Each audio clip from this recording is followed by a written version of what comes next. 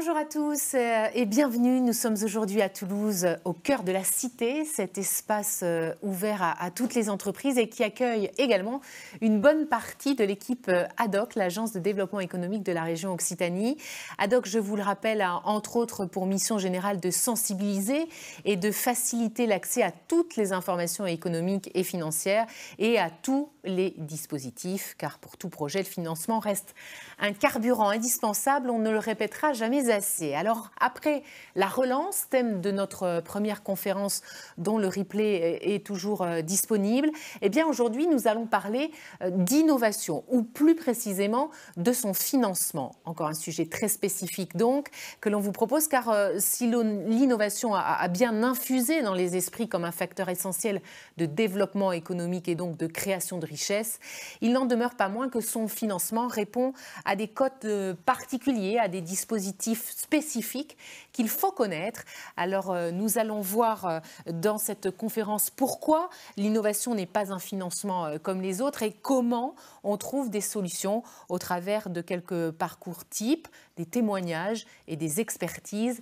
Alors je vous présente tout de suite nos 4 intervenants que je remercie sincèrement d'être avec nous aujourd'hui. Tout d'abord Patrick Délinger, bonjour. Bonjour. Vous êtes CEO de Weika Robotics, j'espère que je l'ai bien prononcé, une start-up toulousaine que vous avez créée en 2015 qui développe une plateforme mobile totalement autonome et modulaire destinée aux intégrateurs. Baptisé Elodie, le véhicule indoor que vous avez conçu accueille des équipements très divers en fonction de l'usage et des besoins définis par les intégrateurs et les clients. Après avoir tenté plusieurs levées de fonds, eh bien, vous avez réussi à passer l'étape du financement privé. Vous nous raconterez ce parcours semé d'embûches, mais aussi et surtout vos réussites. On compte sur vous. À vos côtés, Jean-Christophe Lambert, bonjour. Bonjour. Vous êtes CEO d'Ascendance Flight Technology, que vous avez fondé en 2018 avec 3 autres anciens ingénieurs d'Airbus. Vous développez un appareil hybride fuel électrique à décollage vertical avec une architecture mixte d'avions et d'hélicoptères. Votre start-up a déménagé en juin de Paris à notre belle ville, Le Rose, Toulouse, pour préparer la sortie de votre prototype prévu en 2022. Alors, votre développement appelle évidemment du financement et plus particulièrement le recours à des fonds d'investissement. Vous nous raconterez également cette aventure. À vos côtés, Clément Boguil, bonjour. Bonjour. Merci beaucoup d'être avec nous. Vous êtes chargé d'affaires en capital risque chez M Capital, fonds d'investissement régional, dont les fonds Venture ont investi plus de 40 millions d'euros dans les startups. Et vous comptez à ce jour 29 startups en portefeuille. Enfin, Pierre Dagrin, bonjour. Bonjour. Vous êtes associé chez Exco, expertise comptable, spécialisé dans l'innovation depuis plusieurs années déjà, vous nous raconterez. En fait, vous accompagnez les startups dans leur développement pour aller chercher les bons financements. J'aurais tendance à dire que vous jouez le rôle de facilitateur dans la relation entre l'entrepreneur et les financeurs. Vous nous direz si je me trompe. Alors messieurs, d'abord et peut-être pour qu'on soit tous au même niveau d'information et pour être sûr qu'on parle tous de la même chose, peut-être qu'on peut donner une définition de la start-up. C'est quoi une start-up? On parle bien d'innovation. Alors je vais me retourner vers vous, Pierre et Clément. Pierre, peut-être pour commencer. Oui, merci Priscille. C'est alors peut-être pas une définition, parce que je ne pense pas qu'il y en ait une officielle, mais au moins ça permettra de planter le décor. Je pense qu'une start-up doit réunir 4 caractères. Le premier, bien sûr, la création, il y a start. Et la création d'un projet nouveau, à l'intérieur d'une structure spécifique. Oui. Mais on trouve aussi du management start-up, d'une start-up dans des grands groupes qui veulent s'inspirer de cette dynamique pour développer des projets. Ensuite, il faut qu'il y ait une innovation, je pense, un caractère innovant. L'innovation, ce n'est pas forcément de la technologie profonde, comme on peut le trouver dans la biotech ou dans les 2 projets qui sont présentés ici. Ça peut être du numérique, ça peut être un nouveau business model, une nouvelle approche du marché, un concept nouveau, enfin un marketing. Ensuite, je pense qu'il y a la forte croissance. Une start-up, elle veut développer un projet qui, à terme, dans sa mise sur le marché ou après un POC, apportera une forte croissance. Et enfin, je pense qu'il y a la spécificité du financement, et on en parle, du financement, parce qu'en fait, un projet que l'on crée qui est innovant et à forte croissance, il a un financement qui est différent d'une entreprise mature, puisqu'il n'y aura pas forcément de chiffre d'affaires pour pouvoir financer son développement. Donc il faut trouver des financements spécifiques. Ce sont des financements, bien sûr, en fonds propres, et ça, on en reparlera, l'importance des fonds propres, mais ça peut être du financement public, ça peut être du financement avec du crédit impôt recherche, tous ces sujets-là que l'on verra. Donc voilà, pour moi, une start-up doit réunir ces 4 caractères. Et ensuite, ces 4 caractères font que la start-up, elle va se mouvoir dans un écosystème où on retrouvera toujours ces éléments-là et qui créera une émulation, une communauté. Et je pense qu'on aura le temps d'en parler plus avant au cours de notre discussion. Tout à fait, on va développer tout ça. Alors, un petit éclaircissement avant de passer la parole à Clément qui connaît également très bien les startups. POC, parce qu'on va essayer de vulgariser un maximum et on va se rendre compte que dans le milieu des startups, il y a quand même un vocabulaire très particulier. Revenez sur POC. Alors, POC, je vais le dire en français, c'est la preuve du concept. C'est-à-dire qu'en fait, il faut prouver qu'il y a une véracité, une tangibilité dans le concept, qui soit technologique ou simplement une approche de marché. Merci pour cette explication. Clément, vous êtes d'accord avec cette définition de la start-up? Je le disais, hein, vous les connaissez bien vous aussi, puisque le fonds Venture de M Capital leur est totalement consacré à ces start-up. Oui, alors c'est exactement ça, et Pierre l'a très bien défini. En quelques mots, une start-up, c'est une jeune entreprise innovante à fort potentiel de croissance. Ouais. Alors, on parle d'innovation au sens large, comme l'a précisé Pierre, et peut-être pour une vision plus d'investisseurs, ce qui est aussi important pour nous dans une start-up, c'est la partie fort potentiel de croissance. Alors, sur une société, on va dire plutôt digitale, qui a proposé un logiciel ou un site e-commerce, ça va être plutôt une société qui va pouvoir passer à l'échelle très rapidement, c'est-à-dire qui va pouvoir avoir une croissance très rapide de son chiffre d'affaires. C'est ce qu'on appelle, nous, la scalabilité dans notre métier.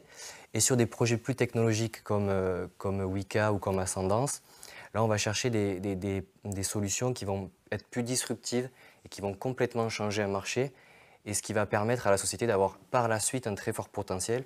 Si je prends l'exemple, par exemple, d'une biotech qui va développer un nouveau médicament, elle aura des brevets, et ces brevets vont lui permettre d'avoir des fortes barrières à l'entrée et donc d'avoir un très important chiffre d'affaires pendant un nombre d'années assez important, ou c'est pour un avion de demain ou pour des solutions robotiques, ça peut être exactement le cas aussi. Donc voilà un petit peu pour préciser la partie fort potentiel de croissance. Merci beaucoup et merci pour la pédagogie dont vous faites preuve. Alors, on a 2 entreprises que je ne vous présente pas, 2 startups que je ne vous présente pas, puisque et Clément et Pierre, vous les connaissez très bien, ces 2 startups. Je vous les ai présentées, moi, brièvement dans mon introduction, mais il n'empêche que c'est sur vos témoignages, messieurs, que va s'appuyer cette conférence. On a envie de tout savoir. Vous qui êtes start-upper, c'est aussi un mot qu'on utilise beaucoup, sur le parcours et sur ce financement qui est particulier. C'est le thème de notre conférence aujourd'hui. Et on compte sur vous pour nous expliquer en quoi ce financement est particulier. Alors, Jean-Christophe, peut-être qu'on peut commencer avec vous. Ascendance, c'est votre première start-up, je crois. Votre activité a de forts besoins en financement, je le disais en préambule, et pour cause. Hein, le domaine dans lequel vous évoluez est celui du secteur aéronautique. Quelle est votre stratégie de financement et faut-il absolument avoir une stratégie de financement quand on se lance dans ce type d'aventure? Il en faut une. Je pense que c'est un élément de visibilité important, parce qu'on construit son projet avec des phases de maturité, des phases de croissance, et tout ça, il faut bien le financer. Donc en fait, on doit avoir une cohérence globale entre le projet et le financement. Et quand on dit le projet, c'est les investissements, ils soient techniques, technologiques, mais aussi les recrutements. Donc il faut une cohérence globale. Après, il faut être aussi flexible, parce que c'est vrai qu'une start-up, on est souvent sur des pans quand même très innovants. On a aussi un environnement qui bouge. On a pu le voir avec le Covid, malheureusement.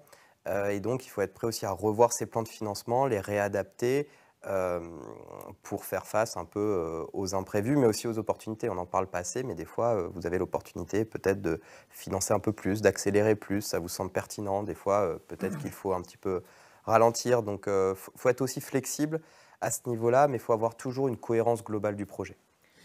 Cette stratégie de financement, vous diriez que c'est un prérequis pour accéder à ces investisseurs et au fonds. Est-ce qu'il y en a d'autres pour vous, par exemple? Et encore une fois, pour votre exemple très précis et votre start-up à vous, dans la liste des prérequis à remplir avant d'aller lever des fonds, il y a quoi? Il y avait quoi? Il y a forcément un plan de financement. C'est comme si vous allez demander un un prêt à une banque sans dire au banquier ce que vous allez financer. Donc, il faut quand même donner de la visibilité, il faut avoir un plan de financement et puis une visibilité. C'est un des prérequis, ce n'est pas le seul prérequis parce qu'en fait, il faut aussi parler de l'équipe. Souvent sur des phases assez amont, les investisseurs misent sur une équipe. Il y a aussi le produit et le marché qui est très très important. Donc expliquer le produit, quelle valeur il va apporter sur un marché, quel est ce marché, comment il va évoluer dans le temps, quelles sont les choses qui vont favoriser, les éléments qui vont favoriser ce marché, les barrières à l'entrée que mentionnait Clément. Donc il faut donner une vision synthétique de sa société, mais souvent en un temps très très réduit.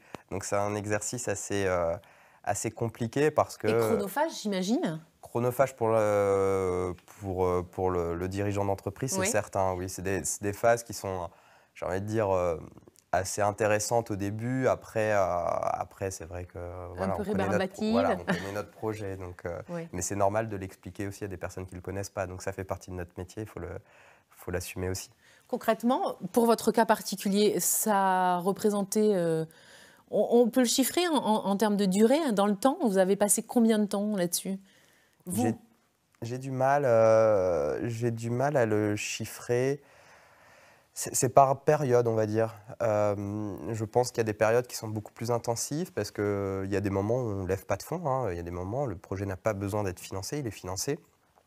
Donc c'est un moment où on a quand même des discussions avec des investisseurs qui gardent quand même le contact, qui voient des annonces, qui suivent le projet sur le long terme. Oui. Et il y a des périodes beaucoup plus intenses où là, effectivement, on a besoin de lever des fonds. La levée prend, donc on a différentes phases. On a les premiers pitchs, mais il n'y a pas que ça. Il y a aussi après tout ce qu'on appelle la due diligence. Donc c'est expliquer, faire des verticales sur des sujets. Par exemple, il y a des investisseurs qui vont beaucoup plus pousser le business model et le marché, d'autres beaucoup plus la technologie, d'autres beaucoup plus l'équipe, l'organisation, la gouvernance.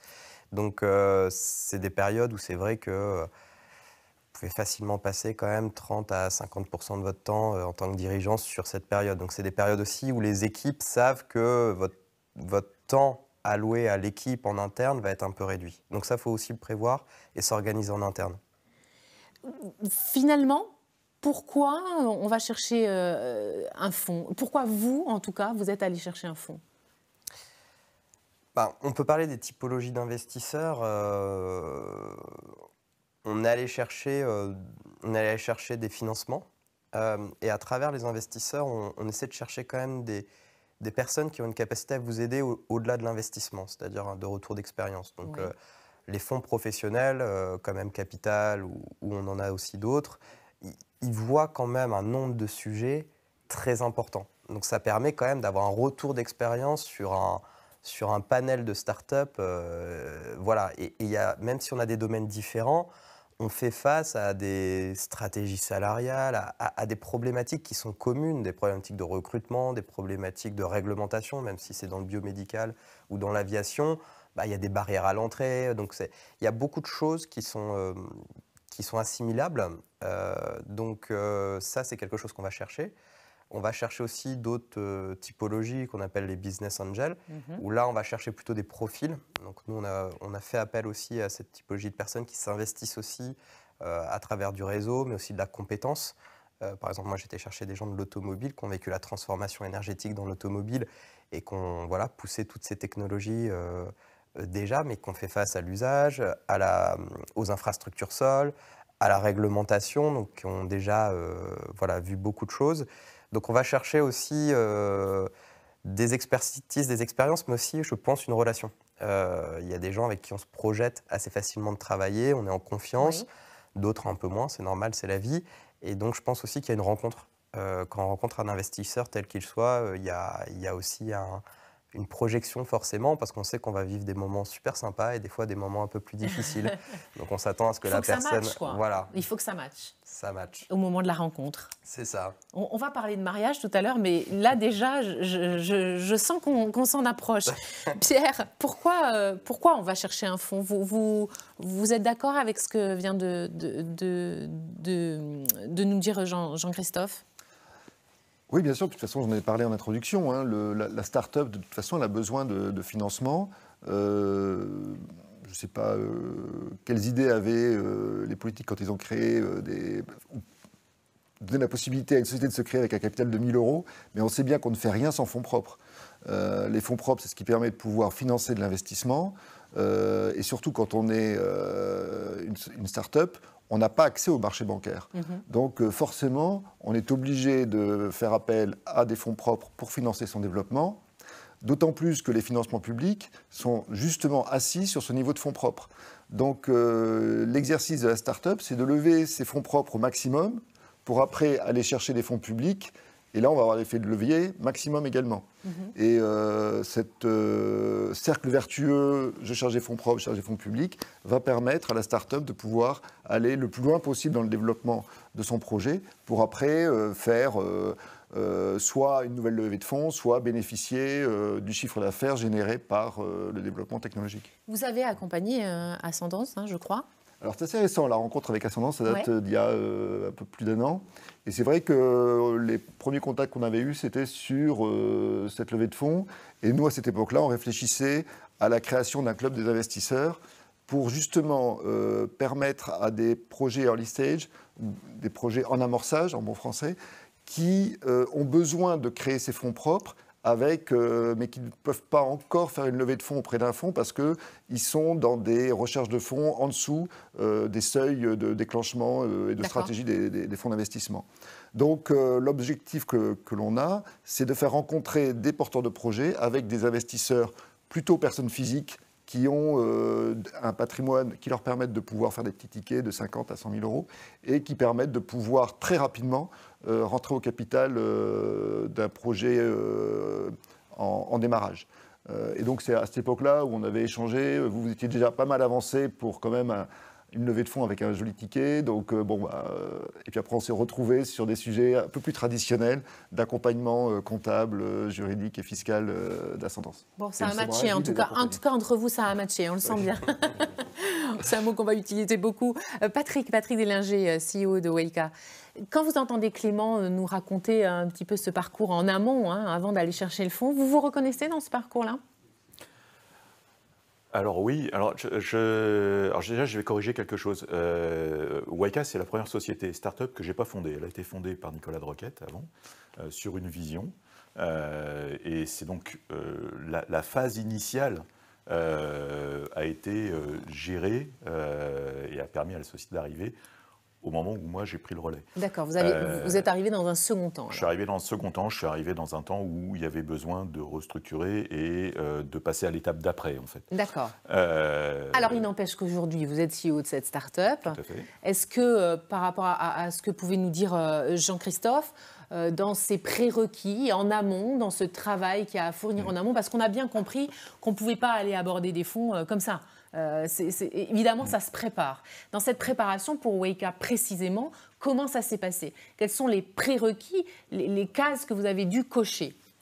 Alors, pour moi, il y a déjà une première case qui est importante, et donc que le fondateur de Wayka a fait, c'est le partage. C'est-à-dire qu'à partir du moment où on va lever des fonds, on se met dans un état d'esprit où ça n'est plus notre société, quand c'est le cas d'un monofondateur, c'est une société dans laquelle on va faire rentrer des partenaires.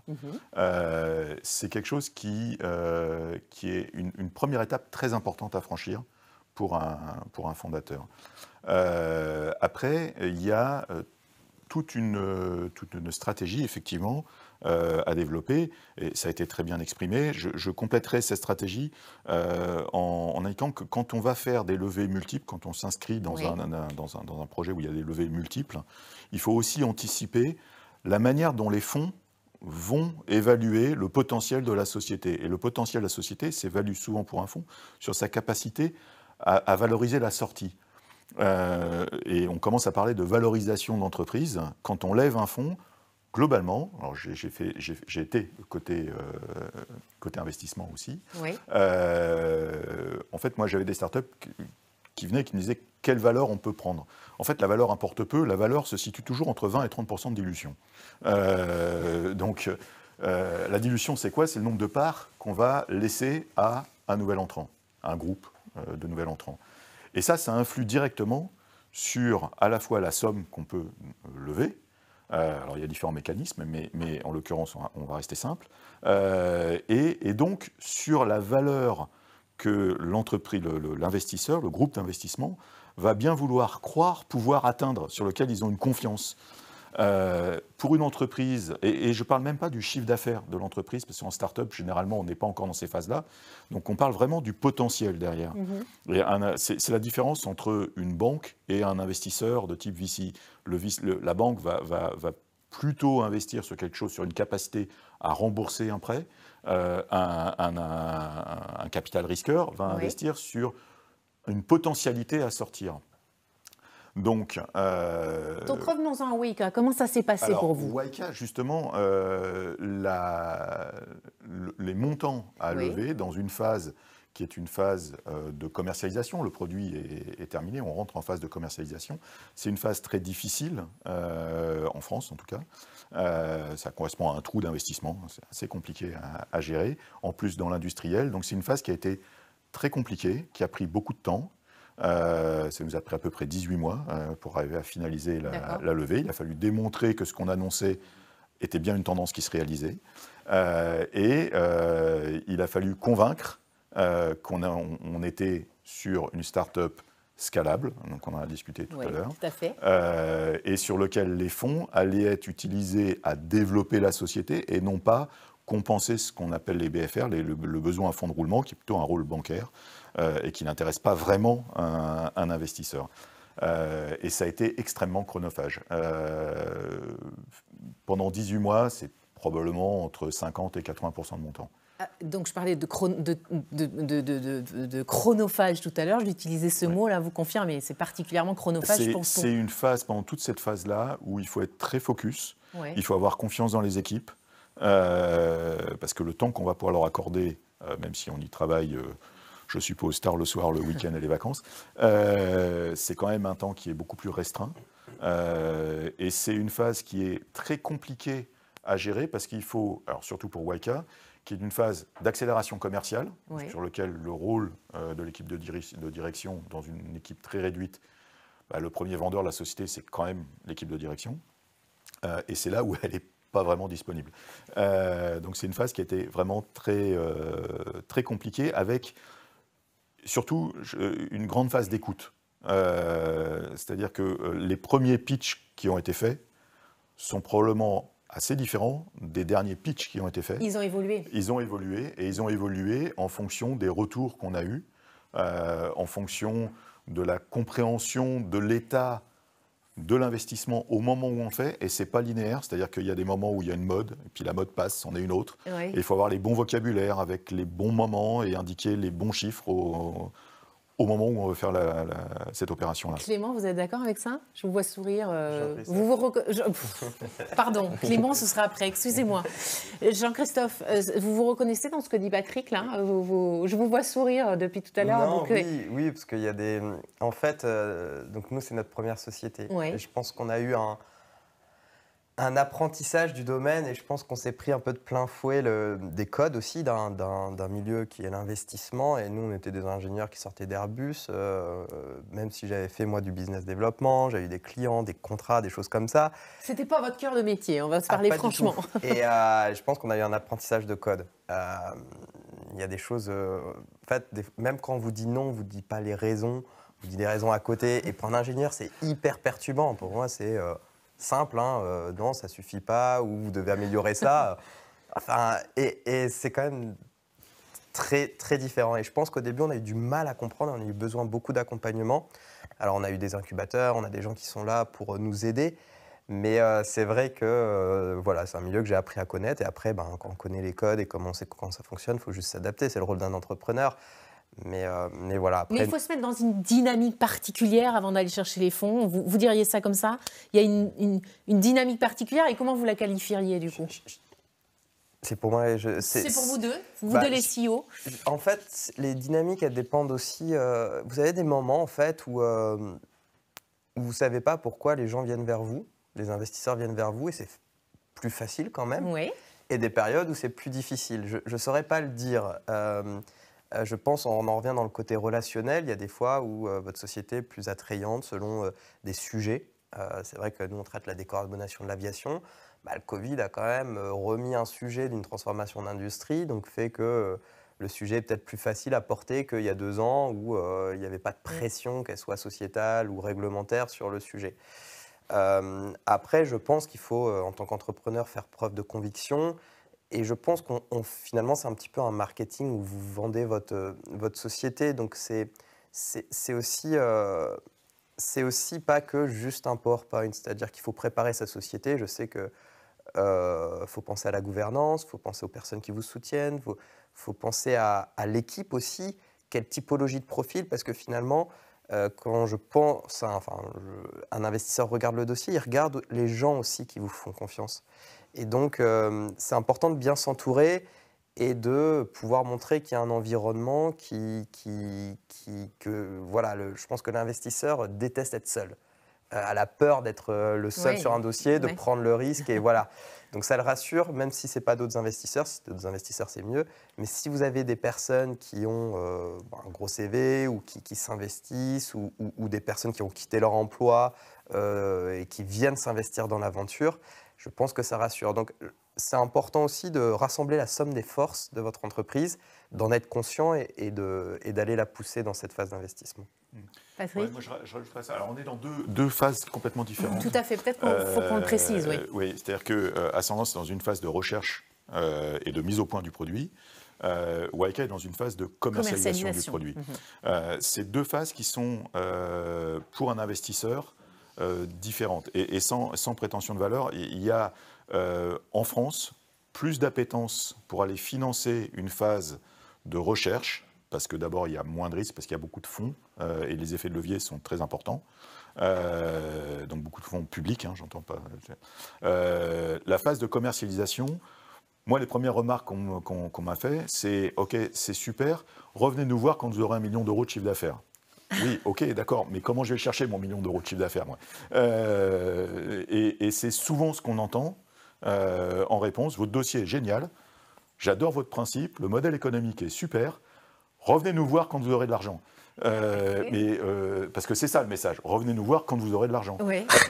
Et c'est assez frustrant pour un chef d'entreprise de s'entendre répondre ça au fil des entretiens. Et ça demande beaucoup de résilience. Il faut vraiment faut avoir la niaque pour aller jusqu'au bout, pas se décourager, appeler 250 fois un investisseur. Je pense que Clément m'a eu. On va le faire réagir, Clément. On n'a pas encore beaucoup entendu, mais on va le faire réagir. Beaucoup. Mais juste, c'est vrai que quand on a préparé cette table ronde, vous m'avez dit, et je l'ai noté parce que ça m'a paru incroyable, et ça rejoint ce que vous êtes en train de dire. Vous m'avez dit que dans la liste des prérequis à cocher avant d'aller voir un fonds, vous ajouteriez, je vous cite, ne pas y aller quand on a besoin d'argent. Est-ce que vous pouvez nous expliquer ça ? Oui. Alors, déjà, lever, c'est une opération commerciale. Premièrement, et le produit qu'on vend, c'est notre entreprise et c'est les parts sociales de l'entreprise. Donc, il faut en être conscient. Si on va chercher de l'argent quand on en a extrêmement besoin, on est dans une situation défavorable. Ça, c'est un premier point. Le deuxième point, c'est que c'est très chronophage. Si, en plus du temps, vous êtes dans une situation financière difficile, étant donné que vous ne maîtrisez pas le temps au moment où ça va se faire, il y a beaucoup de sociétés qui lèvent trop tard, au moment où elles ont besoin d'argent, et qui n'ont juste pas les moyens de finir le process. Et d'autre part, on vend une situation de développement, on vend un futur. Si on arrive en disant « je suis mort dans 15 jours », c'est sûr que le futur est plus compliqué à vendre quand même. Donc ça c'est un point vraiment très très important. Il faut, quand on y aille, on ait à la fois une situation confortable, donc pas besoin de lever de l'argent, et deuxièmement, ça permet de mieux négocier avec les futurs partenaires, puisqu'on n'a pas le couteau sous la gorge, et donc on peut se permettre à la fois de choisir, et la notion de mariage, dont on va peut-être parler plus tard, est très importante, et on va surtout pouvoir sereinement passer le process.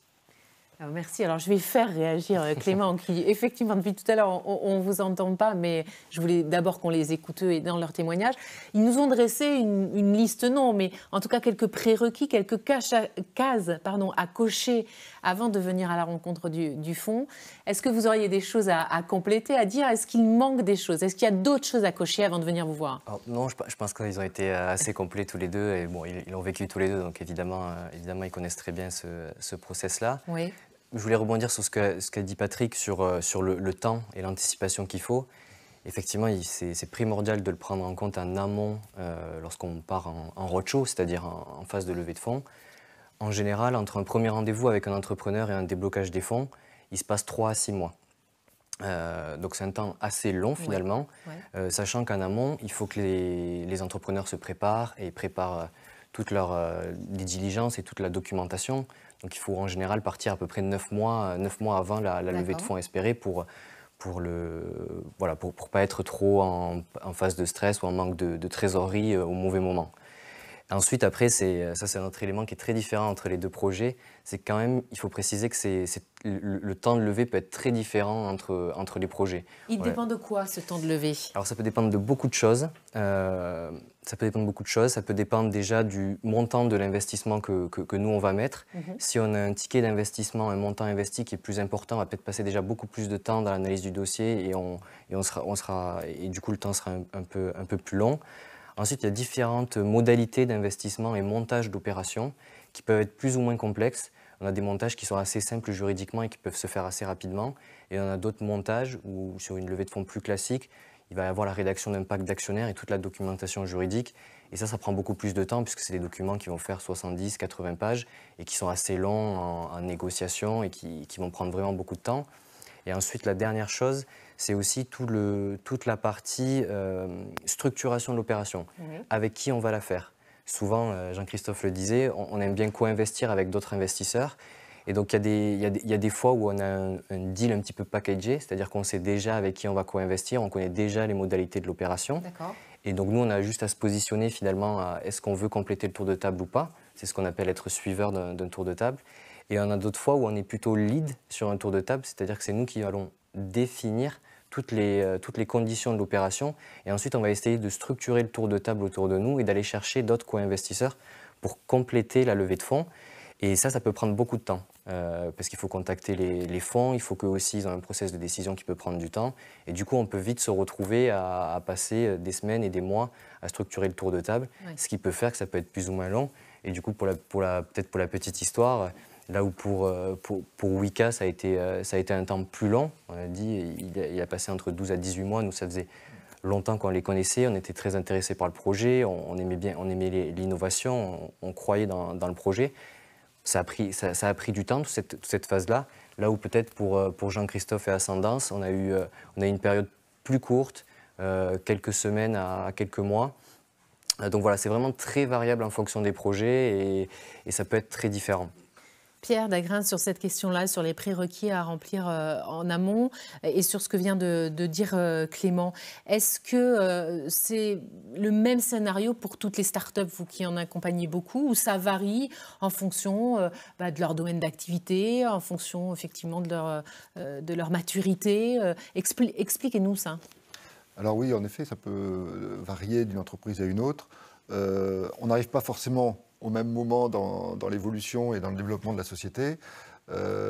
Par exemple, pour Wika, on était quasiment au démarrage. Et là, on a aidé l'entreprise à se structurer, notamment dans sa gestion, pour être en mode projet, ce qu'elle faisait déjà dans sa recherche, mais pour pouvoir l'intégrer également dans toute sa comptabilité, pour qu'on trouve une cohérence, et qui est très importante, entre la gestion des projets telle qu'elle est vécue dans l'entreprise, mais également telle qu'on la retrouve dans les comptes, parce qu'en plus, ce type d'activité de recherche donne lieu à la reconnaissance d'un actif, la R&D, qui permet de pouvoir valoriser le bilan. Et on doit pouvoir justifier la création de cet actif, parce qu'on va le suivre dans le temps, et suivre également les revenus futurs que cet actif va générer pour être reconnu comme un actif. Mais à côté de ça, l'entreprise, elle va faire appel à des financements, comme le crédit impôt recherche, qui lui est assis également sur les R&D, donc il faut qu'on ait une cohérence entre les projets qui sont menés dans l'entreprise, les projets que l'on a activés dans le bilan et la justification du crédit d'impôt recherche qui va donner lieu à un crédit d'impôt qui participe au financement de l'entreprise. Et également, l'entreprise, pour se développer, va faire appel à des subventions publiques qui sont ces subventions assises sur des programmes de recherche qui doivent être également cohérents avec tout ce que je viens de dire. Donc, on a un travail constant de vérifier que ce que l'on a dans la comptabilité, ce qui est présenté à des tiers, ce qui est vécu dans l'entreprise, tout ça est cohérent et permet de pouvoir justifier bien ce que l'on trouve dans les bilans et qui est également regardé par les investisseurs par la suite. Donc, si on loupe le coche au départ, il faut absolument remettre tout d'aplomb. Et c'est un peu le travail que l'on mène au quotidien. Oui, c'est ça. Vous êtes, je disais tout à l'heure, un facilitateur. En tout cas, vous scrutez ça et vous regardez ça de très très près. Alors, je vais continuer à vous poser des questions, mais je voudrais rappeler aux gens qui se sont connectés et qui nous regardent qu'ils peuvent eux aussi vous poser toutes leurs questions via le chat. Donc, ils n'hésitent pas et on prendra quelques minutes, même un bon quart d'heure à la fin de cette table ronde pour que vous puissiez répondre à leurs questions. N'hésitez pas. Alors, je voudrais qu'on revienne, on est revenu sur les prérequis, je voudrais qu'on revienne plus précisément et dans le détail pour ce qui vous concerne sur les différentes étapes de la levée de fonds. Pierre, peut-être que vous pouvez nous en dire un mot avant que je me retourne vers nos témoins qui nous expliqueront les différentes étapes de leur levée de fonds. À différentes étapes, il n'y a pas de modèle. Je pense que Clément le disait, ça peut être plus ou moins long. On voit parfois des coups de foudre entre un fonds d'investissement et une entreprise, ça va très très vite. Voilà, je pense que les étapes, elles ne sont pas forcément formelles. Simplement, donc elles varient en fonction des startups. Oui. Et puis ça varie selon les innovations. Par exemple, dans le numérique, ça va être complètement différent par rapport à un projet dans les biotechnologies où là, véritablement, on a des étapes et il faut que tout le champ des étapes soit bien défini pour pouvoir aboutir à une levée de fonds, aux différentes levées de fonds. J'essaie d'être très pédagogique, c'est pour ça que je vous fais répéter un certain nombre de choses. Et c'est aussi pour ça, messieurs, que vous êtes là, parce que rien ne vaut l'exemple et le retour d'expérience. Les différentes étapes de votre levée de fonds à vous, chez Ascendance. Est-ce qu'on peut en parler ? Essayer d'y revenir pour être pédagogique. Oui, tout à fait. On parlait du plan de financement. Je pense que quelque chose qui est mis à jour de façon continuelle pour un entrepreneur. À un moment, on va arrêter un plan de financement, une stratégie. La stratégie, elle n'est pas que sur une levée de fonds, mais elle est sur une suite de financement, parce qu'il faut donner cette visibilité-là à un fonds. Et autour de cette levée de fonds, il va falloir expliquer et donc construire une documentation. Pourquoi on lève ? Qu'est-ce qu'on va créer ? Combien de temps ? On va avoir aussi de durée de ce qu'on appelle le cash flow, de durée de trésorerie. Les typologies de recrutement, les typologies d'investissement. Est-ce qu'on va générer du chiffre d'affaires ? Et donc, on va établir une stratégie de financement et quand on l'a arrêté, on va aussi faire un profiling un petit peu des investisseurs. Donc, par exemple, on a des investisseurs qui vont investir sur des sociétés qui sont plus en R&D, d'autres qui sont plus en commercialisation. Il y en a qui ont des secteurs d'activité qui sont sur les biotechnologies, d'autres vraiment purement sur le digital. Et donc, ça ne sert à rien. Et ça c'est quelque chose d'important. D'aller voir un investisseur si on n'a pas déjà vu dans quelle typologie, ils affichent ça sur leur site internet, quelle est ce qu'on appelle la thèse d'investissement, s'ils s'intéressent à un domaine, s'ils sont multidomaines, pardon. Il y a aussi des informations qu'on peut trouver sur le volume des fonds. Par exemple, si je ne sais pas, je vais chercher des tickets de 5 ou 10 millions, je ne vais pas aller voir un fonds qui a 15 ou 20 millions d'actifs. Donc il faut s'adresser aussi à des volumes de fonds différents. Et il y a un élément aussi qui est important, c'est leur temps de sortie. Un fonds qui vient de se créer, qui a peut-être 10 ans devant lui, va avoir plus de facilité à investir sur des sociétés qui vont avoir une mise sur le marché ou qui va demander un temps long, en fait, avant de proposer une sortie, qu'un fonds qui a 8 ou 10 ans et qui a déjà investi depuis 5-6 ans, qui va être ce qu'on appelle en fin de fonds, ou du moins géré. Donc je pense qu'un des rôles de l'entrepreneur, c'est de dresser une liste des personnes qui vont être intéressées. Ça permet quand même de gagner du temps au fond, mais aussi à l'entrepreneur, parce que c'est sûr que ça peut être chronophage si on ne cible pas. Donc une stratégie de financement, un ciblage, et puis ensuite on sait à peu près la documentation qui va nous être demandée. Donc on met en place ce qu'on appelle un premier pitch. Et ensuite, on met en place ce qu'on appelle une data room, c'est-à-dire c'est en fait un répertoire comme vous pouvez avoir sur votre ordinateur où vous savez qu'il vous faut un business plan, il vous faut un plan commercial, il vous faut un plan de R&D, il vous faut un descriptif de votre technologie, un plan de recrutement. Donc voilà, vous connaissez à peu près les documents qu'on va vous demander, vous allez les retravailler si certaines phases. Quand on a préparé ça, on va commencer à être avec certains fonds, avoir quelques échanges. Oui. Ça va se faire plus ou moins facilement. Souvent, on commence à se retourner vers 5-6 fonds avec qui nous suivent depuis quelques temps, qu'on connaît bien, avec lesquels on a une intimité. Ça nous permet un petit peu de réaffiner notre pitch, ça nous permet aussi de réaffiner les éléments. Ça permet aussi de le sonder, de dire est-ce que ma stratégie de financement elle est bonne, comment tu l'aperçois. Il y en a qui vont dire non, tu dois lever plus parce que moi, si je viens, c'est que je veux que tes ambitions soient plus grandes, ou alors je veux que tu aies une durée de cash beaucoup plus importante pour être tranquille sur ton développement parce qu'on sait que tu vas avoir des imprévus. Donc ça permet de réaffiner. Et petit à petit, en fait, on crée un pool d'investisseurs qui va manifester un intérêt, avec qui on va aller beaucoup plus loin dans les discussions, jusqu'à un moment, la contractualisation. Voilà. Donc, je ne sais pas si ça a été clair, mais il y a quand même une phase préparatoire très importante. C'est ce qu'on comprend, exactement. Et après, il y a une phase assez active où là, selon les discussions avec les fonds, ils vont nous emmener sur des pans, différents pans du projet, mais là où un fonds va vraiment creuser le business model, d'autres va creuser la technologie, donc il faut être prêt à jongler sur les sujets de votre société. Savoir, en tout cas les maîtriser sur le bout des doigts. Patrick, je vous ai vu sourire. Est-ce que dans ces différentes étapes, vous vous reconnaissez et quelles ont été celles de Wayka ? Oui, alors moi je rajouterais quelque chose. Il faut s'aligner. Alors, Wayka, c'est une société industrielle, dans le secteur industriel. Oui. Donc il va falloir s'aligner et être sûr que le modèle économique de la société soit un modèle économique qui soit à la fois compréhensible et admissible par les investisseurs. Donc il y a une première phase si on n'est pas sur ce modèle économique, il y a une première phase de pivot de l'entreprise qu'il faut organiser, et il faut aligner l'entreprise avec les investisseurs qui seront en mesure d'investir. Donc il faut les connaître et il faut comprendre le fonctionnement. Il y a une deuxième chose qui est la confiance, c'est-à-dire qu'il va falloir montrer que alors dans la phase de Wayka, qui est une phase de commercialisation, il va falloir montrer que ce qu'on a dit va se réaliser. Quand on est sur une phase de levée qui est très longue, là on parle de 12 mois, un peu plus de 12 mois pour 12 à 18 mois, enfin 12 mois plus la phase de préparation avant, il va falloir tenir les engagements qu'on a mis quand on a donné le BP il y a 12 mois. Parce que lui, il reste, il est écrit, il reste. Celui-là, il est fixé dans le marbre, il est comme on fixé dit. dans le marbre. Ce qui est terriblement destructeur dans la phase d'une levée de fonds, c'est d'envoyer des BP tous les 3 mois, qui sont très différents, parce que là, on casse la confiance. Et il faut savoir que tout ce qu'on a envoyé à un investisseur reste chez l'investisseur, voire transfert d'un investisseur à un autre de temps en temps. Je regarde Clément, pas parce qu'il transfère les dossiers, mais parce que bon, j'ai été dans ce monde-là aussi, donc je sais très bien comment ça se passe, qui est, je dirais, des arrangements ou pas, c'est normal, comme un banquier va téléphoner à un collègue pour savoir ce qu'il en pense.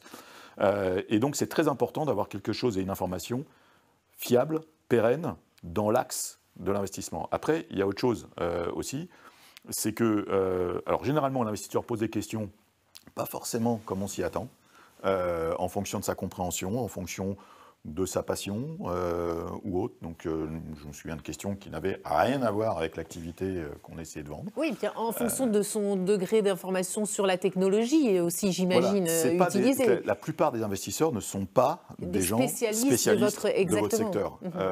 Donc, il faut faire preuve de pédagogie aussi. Il faut être pédagogue, il faut être patient, il ne faut pas s'énerver. Je vais donner la parole à Clément parce qu'il doit voir passer pas mal de dossiers auxquels peut-être vous ne comprenez pas toujours tout. Je parle en termes de technologie là. Alors oui, évidemment, on n'est pas du tout spécialiste de chaque secteur. On essaie de comprendre et de rentrer à chaque fois dans chaque nouveau marché, dans chaque nouvelle technologie, pour essayer de bien comprendre les tenants et aboutissants du marché.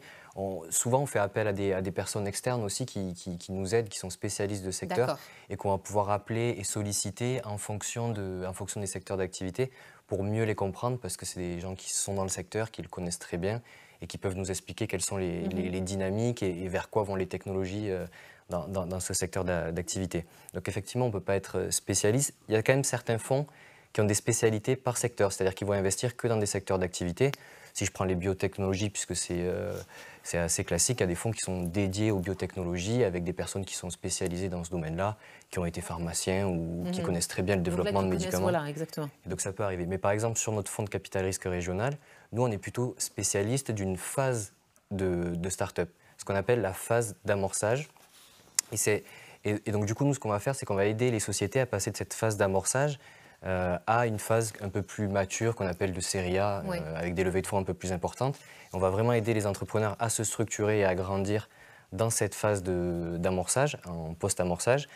Et on est un peu moins spécialisé en termes de secteur d'activité. Donc effectivement, je rejoins Patrick sur le fait que c'est quand même très important d'être didactique et de nous aider à rentrer dans le dossier pour bien qu'on puisse le comprendre. Alors, l'heure tourne et on a parlé essentiellement des prérequis, mais pas encore de ce fameux mariage qu'on a pourtant évoqué.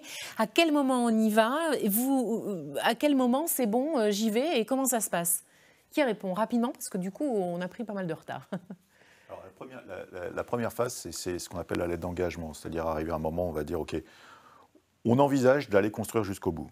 Cette lettre d'engagement est souvent engageante, c'est une lettre d'engagement.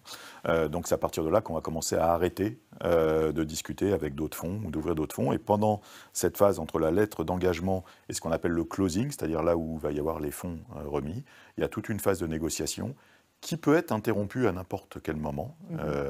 Et c'est important de le savoir. Et dès les moments où ça peut être interrompu, c'est soit il y a un revirement commercial, on a perdu un des gros clients qu'on avait prévu de vendre comme étant un gros potentiel, on a une phase technologique qu'on n'arrive pas à faire, et où il y a une perte de confiance dans l'équipe. Il peut y avoir différentes phases qui font que ça ne se ferme pas, ça ne se close pas. Et puis après, l'autre phase très importante dans le mariage, c'est la rédaction du pacte, c'est la rédaction éventuellement des modifications de statut et ce qu'on appelle les due diligence. Une prochaine conférence. Notre prochaine conférence, on reviendra notamment sur cette écriture du pacte. Et je me retourne vers Pierre, puisqu'on aura l'occasion d'en reparler ensemble.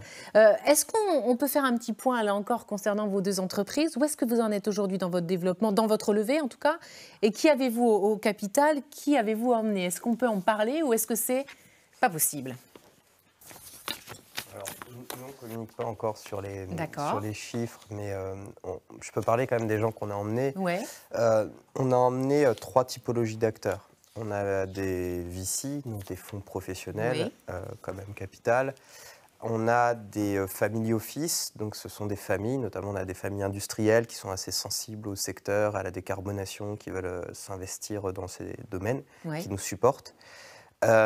Et on a des qui sont souvent aussi assez structurés et professionnels, peut-être pas comme un VC, mais dans leurs investissements, qui ont des professionnels qui gèrent ça. D'accord. Et une troisième catégorie, c'est des business angels. On en a emmené, certains sont à notre board maintenant.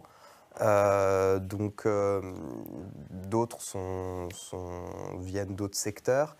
Donc, on jongle avec ces 3 typologies qui vont intervenir différemment. Un investisseur professionnel va être quand même beaucoup plus actif, va vous accompagner, notamment dans ces phases de préparation de levée. Ce qui est important de dire aussi, c'est à partir du moment où vous avez des investisseurs avec vous, ils vous aident aussi sur les prochaines levées, parce qu'il a tout intérêt, c'est le mariage, il a intérêt que le mariage évolue bien et que ce soit une success story. Donc il va vous aider. Donc, ce qui est assez intéressant, c'est que ça devient un partenaire et il vous aide aussi à décortiquer un petit peu les codes et le marché en l'état actuel. Donc ça devient une force, je pense, pour l'entrepreneur. Il faut qu'il s'en serve. D'accord. Voilà. Et pour Wika?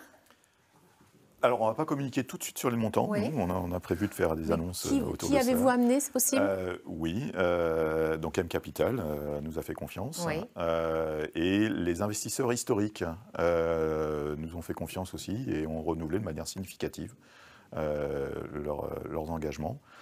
Donc ce sont ce qu'on appelle les business angels, qui étaient là dans la première levée de fonds, la levée initiale, et qui continuent et qui sont actifs. L'ensemble fait un groupe actif. Il faut vraiment voir les investisseurs historiques et nouveaux et le fameux board comme étant un outil positif de l'entreprise et du pilotage de l'entreprise. C'est là pour aider le dirigeant à réaliser le challenge qui lui est donné. C'est un organe de contrôle, mais ce n'est pas un organe qui est destiné à pénaliser le dirigeant. Alors, visiblement, on a pas mal de questions, mais j'en ai moi aussi quelques-unes encore à poser. Donc, je vais les poser, puis je vous promets qu'on va prendre vos questions. Ça y est, mission accomplie. Le mariage est consommé. Vous avez levé vos fonds. On va passer à l'étape qui suit, ou en tout cas, on va être un peu plus général. Hein. On va être maintenant avec vous, Clément, et avec vous, Pierre. Est-ce qu'elles sont nombreuses, les entreprises qui lèvent aujourd'hui auprès d'un fonds privé? On en a 2 donc, aujourd'hui sur le plateau. Est-ce qu'il y en a beaucoup d'autres en Occitanie, Pierre? Alors, c'est difficile à dire, parce qu'en fait, bien sûr, on a la visibilité des grosses levées de fonds. On a la visibilité des levées de fonds qui se font avec les fonds d'investissement de la région. On a moins de visibilité sur ce qui se fait avec des fonds qui ne sont pas de la région. Mais il y a beaucoup d'opérations qui se font avec des fonds nationaux, voire internationaux. Mais on a une idée, c'est plutôt de l'ordre de la cinquantaine, de la centaine, de la... Alors, si on parle de start-up qui lèvent des fonds, je pense qu'on est plus proche de la quarantaine, cinquantaine sur Occitanie. Après, vous avez tous les autres investissements qui peuvent être faits en fonds propres, sur du capital développement, sur des LBO, etc. Donc, il y a beaucoup d'opérations qui se font. Et c'est parfois surprenant de voir que des sociétés que l'on n'avait pas décelées, qu'on ne connaissait pas, et être appelées par un fonds d'investissement pour aller faire un audit sur une entreprise, une petite pépite qu'on ignorait, pas forcément à Toulouse, mais dans un département périphérique de Toulouse. Et donc, il y a toujours plein de belles choses qui se font. Et donc, c'est très difficile de pouvoir dénombrer ce qui se passe. Concernant l'innovation, il y a quand même un travail qui est fait par Toulouse, la French Tech Toulouse, qui fait un indice trimestriel, un indice sur les fonds levés au cours du trimestre et de communiquer sur les plus belles levées de fonds qui ont été faites au cours du trimestre. Et eux aussi vous diront la même chose que ce que je vous ai dit. C'est quand même une veille économique, technologique, pour pouvoir déceler les levées de fonds qui ont été faites au cours du trimestre. Mais en arrivant à réunir un panel d'informations, que ce soit journalistique, les contacts avec les fonds d'investissement, l'écosystème, on arrive à avoir un indice qui est assez proche de la réalité. Donc je vous invite à aller sur le site de French Tech Toulouse pour voir les levées de fonds chaque trimestre. Et de toute façon, il y a un communiqué de presse qui est fait. Donc on arrive à savoir un peu ce qui se passe. Ce sera fait. Alors on va prendre quelques questions parce que je crois qu'il y en a, mais quand même, je voudrais qu'on parle de la crise parce que évidemment, on y est encore d'ailleurs dans cette crise sanitaire qui a de grosses conséquences économiques. Clément, est-ce que la crise, elle a rebattu les cartes de l'investissement venture capital? Est-ce que la crise entre désormais en ligne de compte dans vos décisions à vous? Alors, et si oui, de quelle manière? Alors oui et non. Il y a 2 manières de répondre à cette question. Non, dans un premier temps, on a ce qu'on appelle, nous, la poudre sèche dans les fonds d'investissement, et je vais expliquer ce que c'est. En fait, c'est le fait que lorsque nous confions un fonds, donc prenons un fonds de 100 millions d'euros, on s'engage à déployer le fonds sur une certaine durée. En général, il y a une durée de vie de 10 ans, et on déploie le fonds surtout au cours des 5 premières années. Et donc, du coup, c'est très séquencé avec 10 millions d'euros par an à investir. Et donc, si on a signé un fonds finalement en 2019 et que la crise arrive en 2020, et bon, on s'est toujours engagé à déployer le fonds. Et donc, on a toujours vocation, évidemment, à continuer de déployer le fonds. Et c'est le cas pour tous les fonds d'investissement. Ce qui fait qu'il n'y a pas eu cet effet en 2020 où les levées de fonds ont été beaucoup moins importantes. Ça n'a pas du tout été le cas. Elles ont continué leur cours comme c'était le cas l'année d'avant. Après, une fois que j'ai dit ça, c'est quand même vrai aussi qu'on a changé un petit peu notre stratégie d'investissement. Je pense que la première chose, c'est que sur le trimestre entre mars et juin, on a commencé à regarder déjà les sociétés qu'on avait dans le portefeuille pour s'assurer qu'il n'y allait pas avoir de problème de financement à court terme à cause de la crise et s'assurer qu'on a la capacité de les accompagner à nouveau si c'est un problème ponctuel. Ça, c'est la première chose. Et ensuite, je pense que la deuxième chose, c'est que peut-être on était dans un moment où c'était difficile d'investir dans des sociétés digitales qui avaient besoin d'aller chercher beaucoup de croissance puisque le marché était un petit peu déprimé. Donc on a fait peut-être plus d'investissements en amont sur des projets plus technologiques qui ne nécessitaient pas forcément d'aller directement sur le marché, mais qui avaient besoin de temps pour développer leur technologie avant de pouvoir aller sur le marché en 2021, en 2022 ou en 2023. Donc on a fait un petit peu évoluer aussi notre stratégie d'investissement avec la crise. Super, allez, on passe aux questions du public qui nous regarde avec ce jingle.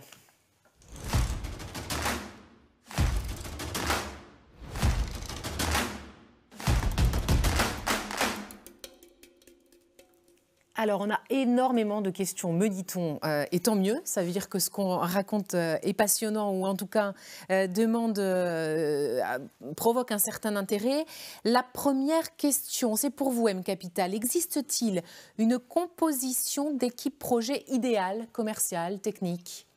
C'est difficile à dire. Je pense qu'il n'y a pas de projet parfait.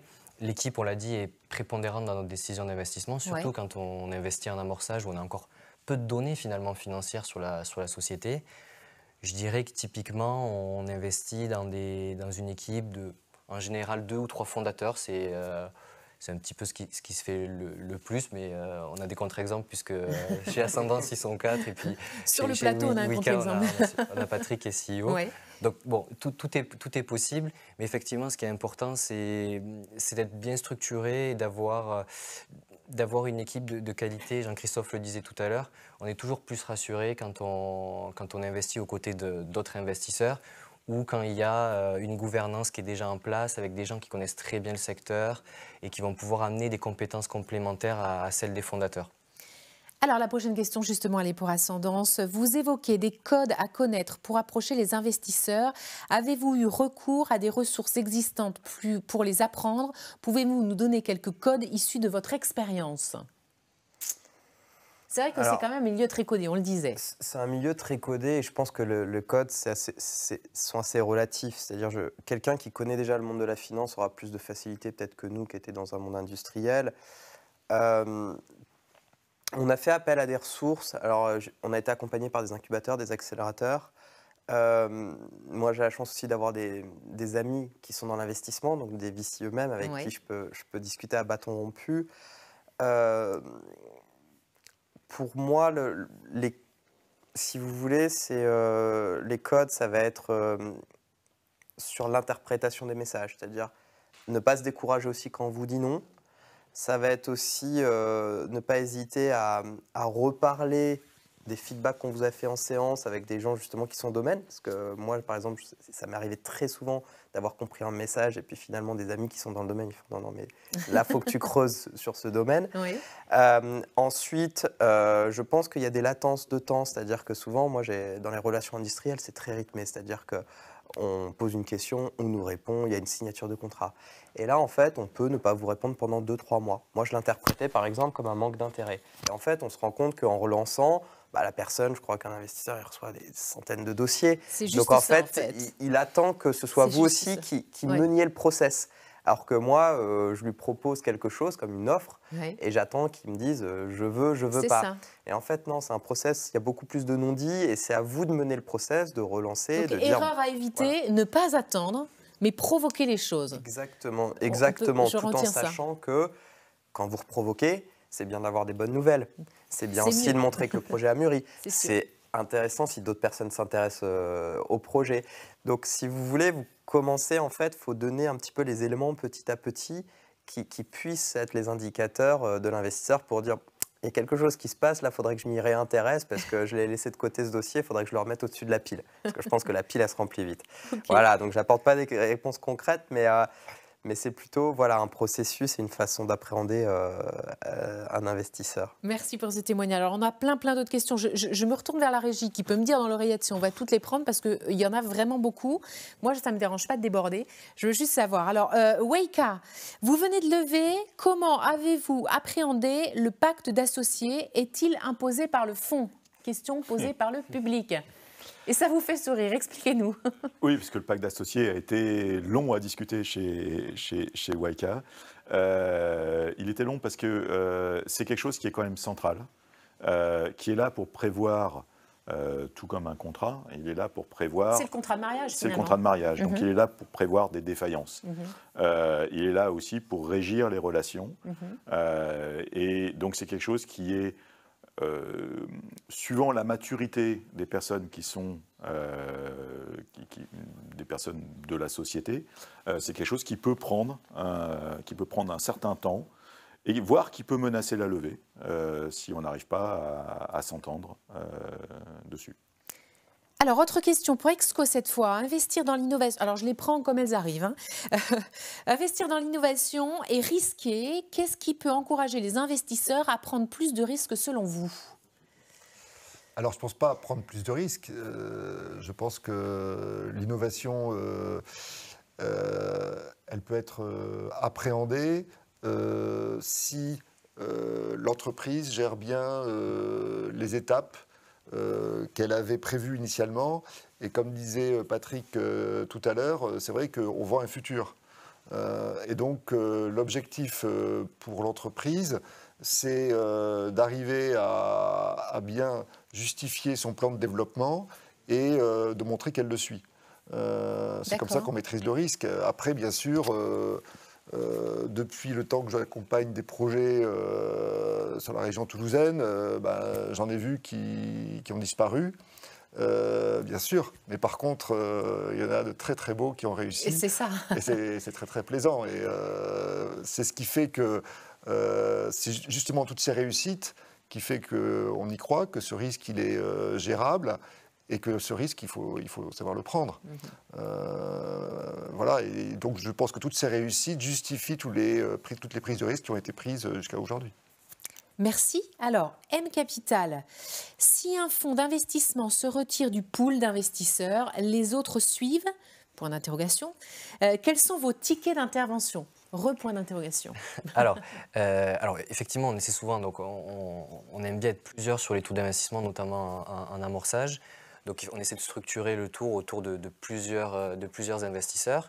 Et effectivement, si un investisseur part au milieu du process, c'est toujours un petit peu problématique. Déjà, ça envoie un message assez négatif à tous les autres investisseurs. Et même si on souhaite continuer l'opération, il va falloir qu'on fasse une nouvelle démarche avec un autre fonds. Je dirais que ça met en péril l'opération si c'était l'investisseur lead, c'est-à-dire l'investisseur qui avait le plus gros ticket d'investissement sur le tour de table. Là, c'est beaucoup plus compliqué puisqu'il faut en trouver un nouveau et ça va prendre beaucoup de temps. Et ensuite, sur la deuxième partie de la question, sur nos tickets d'investissement, donc nous, on investit en amorçage ou en post-amorçage. Sur nos tickets d'investissement, en entrée, c'est en général entre 300 et 500 000 euros. Et typiquement, on se positionne sur des tours de table qui vont aller de 500 000 euros à 1,5 million. Donc toujours en co-investissement avec d'autres acteurs. Alors toujours pour vous, Clément, quel est le positionnement des investisseurs vis-à-vis des SCOP, des SCIC et entreprises ESS ? Alors, sur la partie... en général, typiquement, on investit plutôt dans des SA, typiquement, des sociétés anonymes. Mais il y a peut-être des exceptions, Voilà, il y a toujours des exceptions, notamment la partie qui est très dans l'air du temps et sur lequel nous, on est très vigilants, toute la partie impact et des projets dans lesquels on investit et qu'on suit et de plus en plus aujourd'hui, où on a mis en place toute une série de KPI extra-financiers. Donc, c'est des choses à laquelle on accorde de l'importance, nous, quand on fait nos diligences en interne et dans l'évaluation qu'on peut avoir du dossier. Maintenant, on a toujours notre fait qu'on cherche à gagner de l'argent sur nos investissements, c'est-à-dire à faire des multiples sur les investissements qu'on peut faire. Et du coup, s'il n'y a pas cette thématique derrière dans la société, on ne pourra pas accompagner les entrepreneurs. On ne peut pas accompagner les entrepreneurs dont l'objectif n'est pas de grandir et et pour lequel on ne pourra pas faire des exits et des sorties, pour lequel on ne pourra pas vendre la société à terme. On peut pas, ça ne fait pas partie de notre modèle économique, donc on ne pourra pas accompagner ce type d'entrepreneurs. Merci, c'est très clair. Alors, je pense qu'on va prendre la dernière question, parce qu'on n'a plus beaucoup de temps et elle s'adresse à vous, Pierre. Quelle est la différence entre prise de participation en actions et obligations convertibles et l'impact sur la gestion de l'entreprise ? C'est deux questions en une. Oui, je pense que généralement, l'investissement, il est en capital, mais toujours avec un complément en obligations convertibles. Là, tout dépend de l'échelle de développement de l'entreprise et comment on va pouvoir... Alors, on en revient peut-être quasiment à ce qu'on avait dit au départ. Le fonds, il va prendre entre 20 et 30% du capital de l'entreprise. Oui. Après, la sortie va être évaluée et en fonction de ça, il y aura un investissement mixte entre du capital et des obligations convertibles. Donc, c'est des choses qui vont de soi et qui ne changent pas fondamentalement la gestion de l'entreprise, mais au contraire, le plan de développement et le plan de sortie. Merci. Alors, on a plein d'autres questions à vous poser, mais hélas, il va falloir qu'on rende l'antenne, comme on disait à l'époque de l'ORTF. Heureusement, ça a un peu évolué. On va donc rendre l'antenne. Vous remercier sincèrement tous les quatre de votre participation à cette conférence numéro 2. Il y en a 2 autres de programmés qui vont suivre. N'hésitez pas à nous retrouver donc très prochainement. En tout cas, il y a encore beaucoup de choses à dire. Moi, je propose qu'on se revoie pour une prochaine table ronde et qu'on puisse revenir sur tout ce qu'on n'a pas pu évoquer aujourd'hui. Merci à tous et à très vite.